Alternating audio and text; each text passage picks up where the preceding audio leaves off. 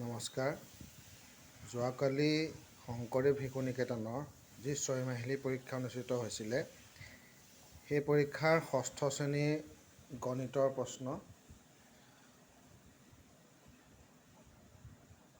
অবজেক্টিভকেইটাৰ উত্তৰবোৰ শুদ্ধ শ্ৰেণীত মাৰি দিয়া হৈছে। তোমালোকে চেক কৰি ল'বা।